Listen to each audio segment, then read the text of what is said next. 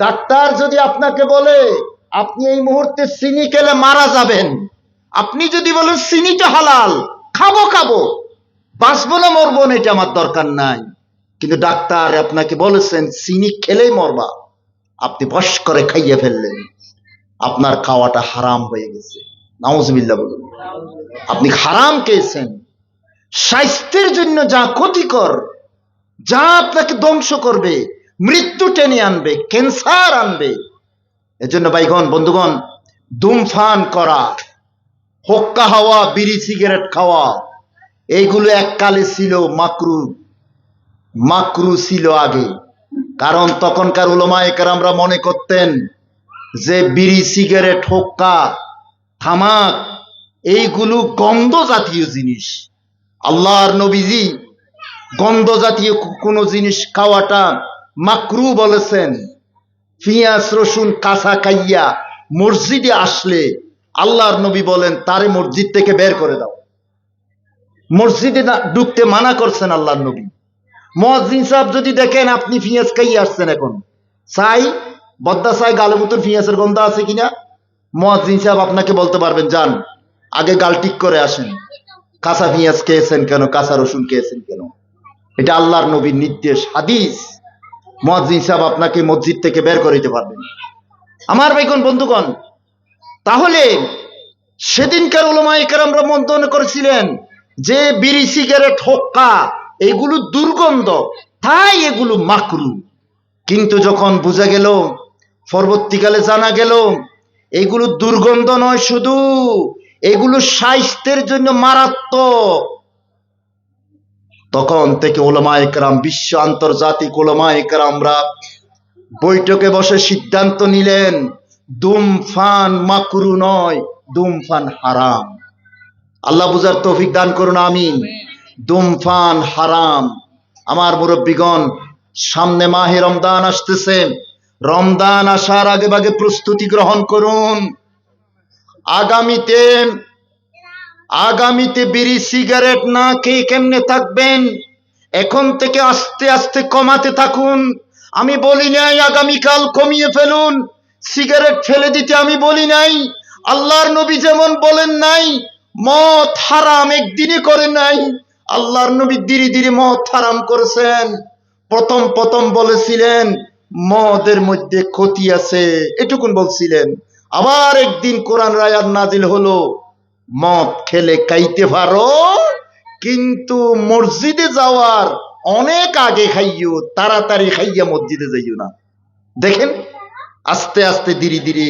এজন্য আমি যেন একটা ছোট্ট মানুষ হইয়া বলে গেলাম রমজান এখনো বাকি আছে, এখন রজব মাস শুরু হয়েছে মাত্র, শাবান আছে, এই সময়ের ভিতর ধীরে ধীরে ধূমপান নিজের জন্য আস্তে আস্তে আস্তে কমান। 10টা খেতেন এখন 5টা খান, 5টা খেতেন 2টা খান, 2টা খেতেন 1টা খান। আর আল্লাহকে বলুন, আয় আল্লাহ 14 ঘন্টা 15 ঘন্টা যদি ধূমপান না করে পারি, যারা ধূমপান করে তারা কি রোজা রাখে না? আওয়াজ দেন না ভাই, রোজা রাখে না তো 14 ঘন্টা 15 ঘন্টা পর্যন্ত কেমনে ধূমপান না করে পারলো? তা আমি বলছি বন্ধু সাহস করুন, ও ভাইরা যারা ধূমপান করেন একটু সাহস করুন, 14 ঘন্টা যদি না খেয়ে পারি বাকিটাও পারবো ইনশাআল্লাহ বলুন। আমার ভাইগণ বন্ধুগণ, কত মারাত্মক দেখুন। এই যে আপনি ইফতার করলেন, ইফতার করার পরে মন চাইতেছে একটা বিড়ি সিগারেট টানি। বন্ধুরে, এই বিড়ি সিগারেট যখন টানা আরম্ভ করলেন আপনি, ওই দিকে তো আজান শুরু হয়ে গেল। আপনি বিড়ি ফেলে দিলেন, অর্ধেক বা ফুরাকে বিড়িটা ফেলে দিলেন, এরপরে আপনি কুলি করলেন। আপনার মুখের ভিতর গন্ধ নিয়া যে আপনি মসজিদে ঢুকলেন, আপনার জন্য মসজিদ তো প্রবেশ নিষেধ হয়ে গেছে অনেক আগে। কি করলেন আপনি? সেহরি খাইলেন, আজানের টাইম হয়ে গেল, আপনি একটা বিড়ি সিগারেট খেলেন। বন্ধুরে, বন্ধু বলুন আপনার মুখের গন্ধ নিয়ে আপনি ফজরের নামাজ কেমনে পড়বে? আল্লাহ আল্লাহ আমাদেরকে ধূমপানের অভিশাপ থেকে রক্ষা করুন, সবাই আমিন বলুন। আমার ভাইরা বন্ধুরা, স্বাস্থ্যের জন্য যা ক্ষতিকর তা খাওয়া যাবে না, হারাম। জেনে শুনে মৃত্যু ডাকবেন না, আত্মহত্যা করা হারাম জানেন। ডাক্তার যেটা নিষেধ করেছেন সেই জিনিসটাকে হারাম মনে করবে। আর বন্ধু, যেটা অরুচি সেটাও খাওয়া যাবে না। অরুচি বুঝেন? খেলে বমি আসবে, খারাপ লাগে। এই যে মাটি, মাটি কিন্তু হালাল, মনে রাখবেন, মাটি হারাম নয়। বালু হালাল, হারাম নয়। কারো গলার ভিতর মাটি ঢুকে গেছে, বালি ঢুকে গেছে, বন্ধু না না না, এগুলো হারাম ঢুকে নাই, হালাল। কিন্তু এগুলো অরুচি। আল্লাহর কোরআন বলছে হালালান তৈয়্যিবা, হালাল হলে হবে না, তৈয়ব হতে হবে। তৈয়ব মানে যা পবিত্র, রুচিকর। আমার ভাই কোন বন্ধুগণ, যা অরুচি, বমি আসে, খেতে মন চায় না, খেলেও সিবে ধরে খেতে হয়, এই সমস্ত খাবার দাবার খেয়েন না। অরুচি জিনিস খাওয়া যাবে না। এই জন্য মাটি খাবেন না, বালি স্বীকৃত ভাবে খাবেন না। যদিও বা মাটি আর বালি হালাল, কিন্তু তৈয়ব নয়। আল্লাহর কোরআনে বলছে হালালও হতে হবে, তৈয়বও হতে হবে। আমার ভাইরা বন্ধুরা, এরপরে খাবার দাবারের ব্যাপারে আরেকটা কথা, যেই বিষয়ে মনে সন্দেহ জাগবে এটা হালাল নাকি হারাম, কোনদিন মনে সন্দেহ আসতেছে হালাল নাকি হারাম, এরকম কোন খাবার খাইবেন না, এইরকম কোন আমলও করবেন না।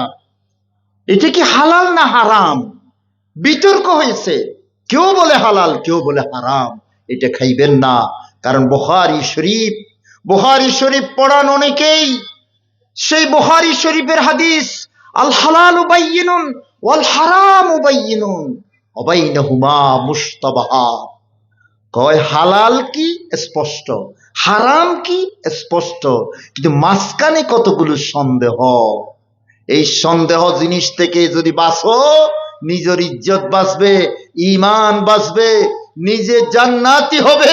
এই জন্য বন্ধুরা, সন্দেহজনক কোনো খাবার খেতে নাই। এরপরে উপার্জনের ক্ষেত্রে, আয় উপার্জন করার ক্ষেত্রে বন্ধু এবার শুনুন হালাল এবং হারাম। আয় উপার্জনের ক্ষেত্রে